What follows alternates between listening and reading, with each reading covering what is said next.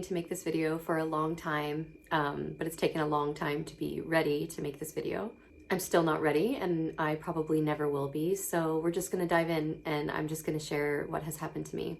First, I want to start off with a trigger warning. I am going to be talking about some very heavy topics. If you are pregnant or trying to become pregnant and you think that this topic might stress you out, upset you, please by all means click away and go watch something else, something positive. I'm going to just be very direct in this video and share exactly what has happened to me and try to keep my emotions out of it. It has been quite some time and I feel like I can do it. So a couple months ago, I announced on my YouTube channel that I was pregnant. This was a very exciting pregnancy for me to announce and to be positive about and think good things about and get on board with believing that it would go well, because it's not my first miscarriage. I've had another one a couple years back before I had my daughter. In case you don't know, I currently have a daughter who is 22 months old, healthy and happy. So needless to say, when this pregnancy arose, I had a lot of insecurities because I have had a prior loss. But just like when I got pregnant with my daughter, I was like, I'm gonna serve up positive thinking. I'm gonna believe that this is gonna work because it is. And you know, it worked with my daughter. It was amazing. And I'm so glad that I took that mindset instead of getting negative and feeling anxious. I mean, you know, I was still feeling a little bit anxious with my daughter. But as time went on and I kept seeing that it was going well, I started to believe in it more and more. At my first ultrasound, the ultrasound tech was looking on my abdomen at first, and of course she couldn't see much, so she decided she had to do the transvaginal. So she did, and we saw the gestational sac and the yolk sac, but we didn't see a fetal pole yet. At this ultrasound, I was under the impression that I was around 7.5 weeks already. So at that point, to not see a fetal pole was kind of concerning to me because I know my dates, I track my cycles, I knew that we should be seeing a bit more, but I just tried to block it out and just remain positive and carry on because what else can you do? So we were a bit concerned after the appointment because the dates weren't matching up, and my ultrasound tech decided to take us in just a week later to see if we could see the fetal pole just to kind of let me be at ease. So we go in 1 week later and we do see the fetal pole and we actually see a wiggle, a heartbeat. I couldn't believe it because, you know, even though I was trying to remain positive, I did still keep a level of realism here. And I just had my doubts. And when we went in and I saw the little wiggle right away, I knew what it was. It was the heartbeat, and it was so good to see. And I kept reading online that when you see a heartbeat, the chance of a miscarriage after that goes down. So I got even more positive. I was like, yes, this is like really, really happening. I'm so excited. But then I had a normally scheduled appointment a week later, which she kept and she honored. So I came back for my appointment 1 week after this, and we were looking. Suddenly the yolk sac was very, very large, outside the bounds of what it normally should be, which is between 2 millimeters and 5 millimeters. Mine was measuring at like 7.5 millimeters, 8 millimeters. I mean, this was measuring very big. And at this point, my ultrasound technician was not very positive about the situation. She prepared me for the idea that I might be experiencing a miscarriage. And I feel like for me, what was so surprising is that we saw the heartbeat. Like, I just couldn't believe it. And sure enough, at this appointment, when she had zoomed in on the baby, we couldn't see the heartbeat anymore. There was no movement from the embryo. And she like hovered over looking at it for a little while, and I think probably waiting to see if she could see anything just to be sure. But for me, it was clear. We had seen a heartbeat previously and we're not seeing one now. The math is not really mathing on this. I just feel like at this point, I just wanted to be realistic and face the situation. But apparently the protocol for this situation was not to send me directly anywhere to move forward with what do we do next, but it was to observe again 1 week later, just to make sure that we could confirm the loss and that there was no progression with the embryo at this point. So here I come back 1 week later to my ultrasound appointment. And sure enough, there's no growth and there is no heartbeat. So I am sent to the hospital to potentially receive pills, talk about options, how do we move forward with this? Do we want to progress naturally? I was sent there to go and speak with the specialist to see what I'd like to do. And when I get there, they decided that they'd like to do another ultrasound for themselves just to be extra sure, as if I needed any more probing at this point. So they zoom in on the baby. It's still, for me, it looks the same size. There's been no growth or development, and there should have been a lot more at this point. The baby should have been growing 1 millimeter a day, and it wasn't.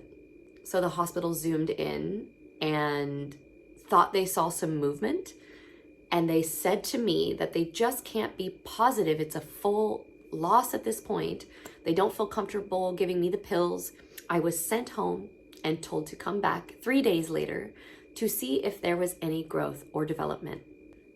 Guys, I went through it. I did anything and everything that I could to try to control the situation and find out answers. And the truth of the matter is, with what I was going through, I just had absolutely no control. So 3 days later, I go to the hospital for my extra check. They do another ultrasound zoom in on the baby, and it's confirmed. The pregnancy is not viable. It's not continuing. I still had not began bleeding, so the miscarriage did not begin naturally. I was having some spotting. So I sat down with the woman and she told me my options. I had previously had a natural miscarriage, which went very well, but it took a long time. I was in the mindset of wanting to get back to my cycle, wanting to get back to being fertile again, wanting to try again. If you watch my journey and you've seen my videos, you know that we were trying for a full year before getting pregnant with this miscarriage. This time I thought it would be faster if I opted to take the misoprostol. If you're not familiar with what that is, go ahead and pause the video and just read this here. So I took the pills, and wow, that is a process, let me tell you. It is excruciatingly painful. I wish I could sugarcoat this. If you've got this coming up, or it's something that you may experience at some point and you're curious about it, I wish that I could say something good, but for me it was very painful, and it caused very, very strong uterine contractions. And I also had a lot of GI upset, so a lot of, just gonna go for it, guys, a lot of diarrhea, along with the excruciating uterine contractions. I still had a lot of HCG coursing through my body, but I was having uterine contractions, and things were a mess. Well, I just kept heavy bleeding with this situation. It was 2-3 weeks had gone by, and I was still bleeding heavily and having strong uterine contractions and this insane GI issue. My husband and I decided that we should go back to the hospital and see someone. And they took us in, and it was a long wait, but when I finally got in, they did an ultrasound to see what was going on, to see if potentially there was an infection or something going wrong. And it was that there was retained tissue in my uterus. That is known as RPOC, which means retained products of conception. This was seriously something that I had no idea was even possible. Literally not even anything on my mind.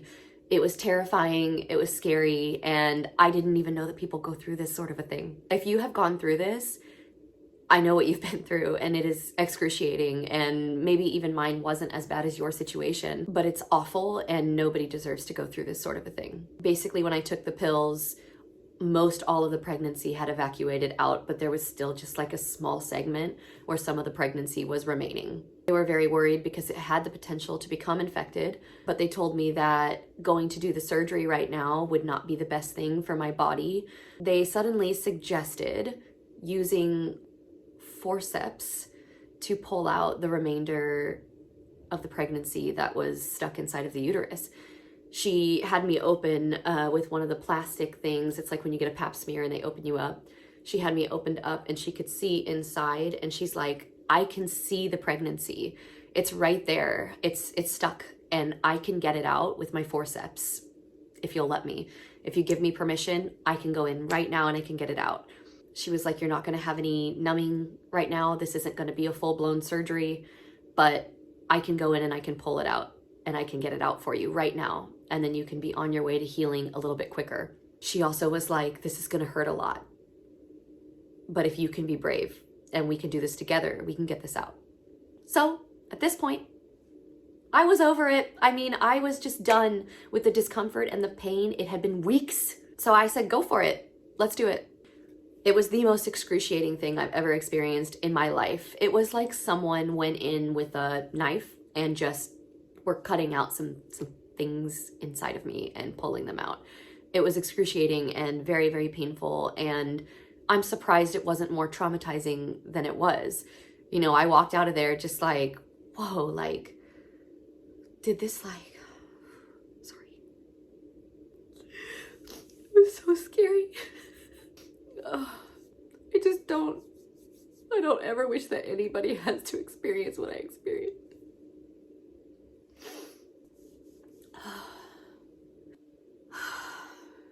Sorry guys.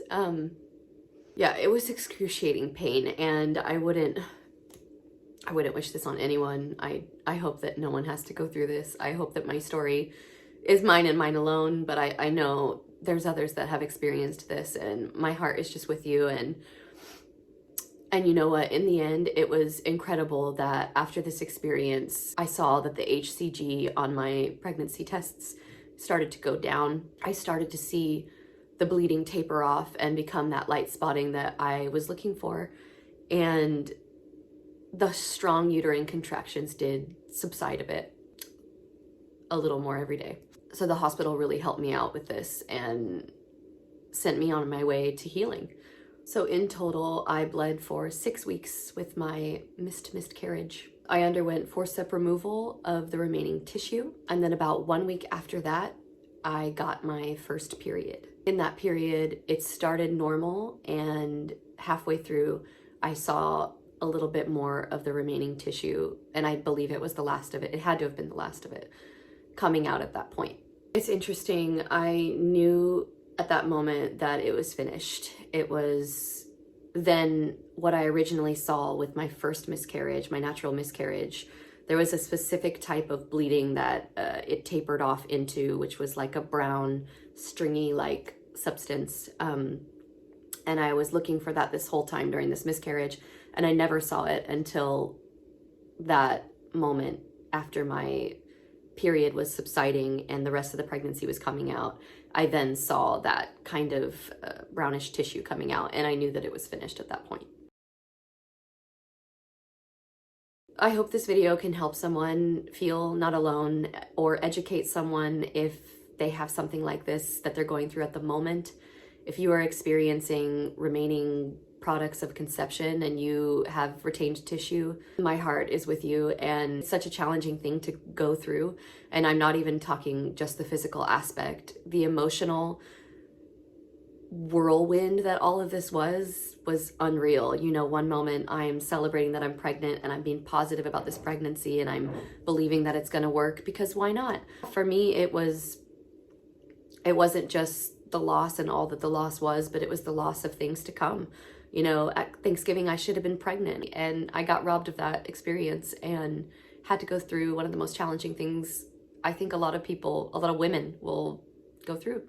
If you guys have been through anything similar, or you have any questions, please just comment down below. I keep a really close watch on my YouTube page because it's something very personal, and you know, I share my trying to conceive story on here, and I will continue to share my trying to conceive story on here for baby number 2, because we are not giving up and we are not stopping. I remain positive and I remain hopeful. And above all else, through this process, I have a wealth of appreciation for my body, for women's bodies in general. It's miraculous what our bodies can go through. It's miraculous to me how quickly my body healed when all was said and done. It had been trying to heal, and there was the tissue blocking everything from finishing. And until that tissue was out, my body couldn't heal. And as soon as it was out, it's like the healing began immediately. And I am just so incredibly grateful for this vessel that has carried my daughter and my 2 losses prior. And I'm grateful for this body, for anything that will come and hopefully come soon. You know, they say after a miscarriage, you are more fertile, and I had my daughter 1 month after my original first miscarriage. I'm gonna stay positive and I will keep you guys updated on my journey. Sorry for the heaviness of this video, but I just wanted to be honest, and thank you guys for sticking it out and for listening, and I'll talk to you soon with some more updates on trying to conceive baby number 2. Thanks, you guys. Have a good holiday season. Merry Christmas.